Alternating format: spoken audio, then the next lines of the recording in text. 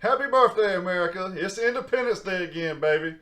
Stick around. Let's talk a little bit about the Declaration of Independence and the founding of the greatest country in the history of mankind right now.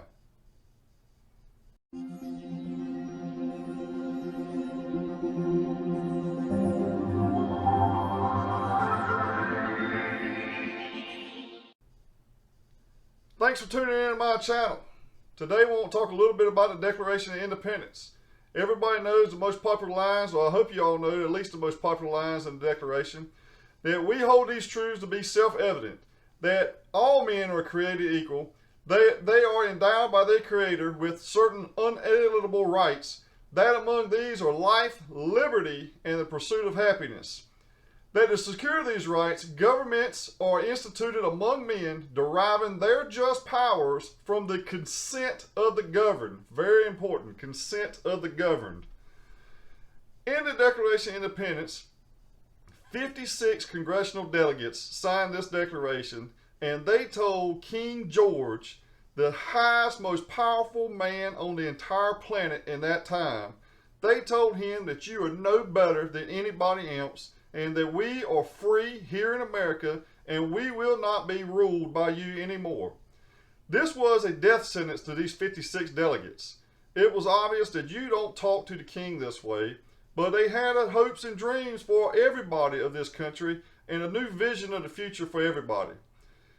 Now, the Declaration was a resolution was presented to the Congress that was accepted, and a month later a more poetic version was drafted by Thomas Jefferson.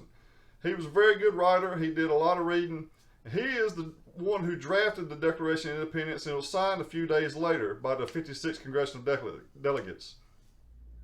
Now, this declaration, along with the Constitution of the United States and the Bill of Rights, these are the documents that make this country so awesome, and this is the reason so many people risk so much to come to America. These documents enshrine our rights. The reason the government here was instituted by us is to protect our rights to private property, our rights to free speech, our rights to everything. We have rights. The only reason for the government is to protect our God-given big R rights. That is the reason people are flooding to our country. So do yourself a favor. Find somebody who maybe has just become a naturalized citizen of the U.S. Find somebody that's a first-generation immigrant to this country. Somebody who's lived somewhere else under a different form of government. Buy them a cup of coffee, buy them a beer, and sit down and just ask them to tell you their story and try to see how they see America through their eyes. And I almost guarantee you it's going to be the most heartwarming story you've ever heard.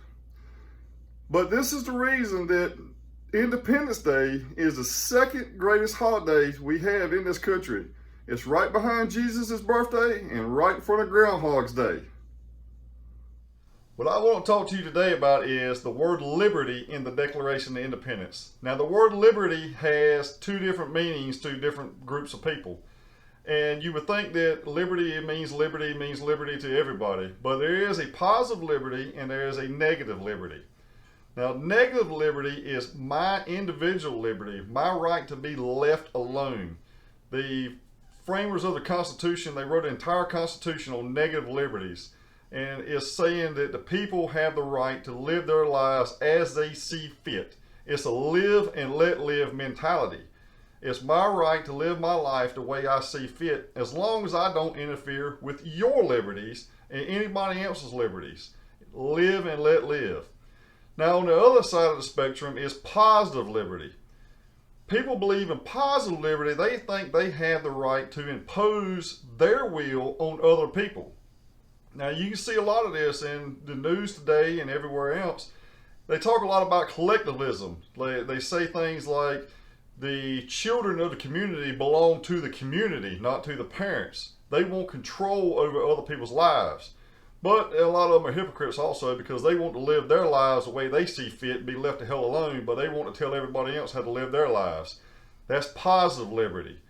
So that might explain a lot that's going on, the difference between positive liberty and negative liberty.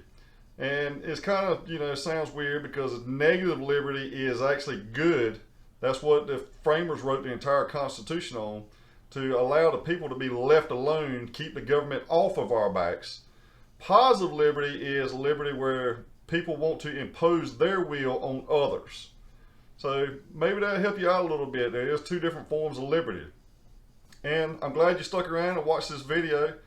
I hope you enjoyed it. I hope you give it a big thumbs up. And if you like, hit that subscribe button. I'd really appreciate the subscribers. And I am Brandon, and I am the Greenville Realtor.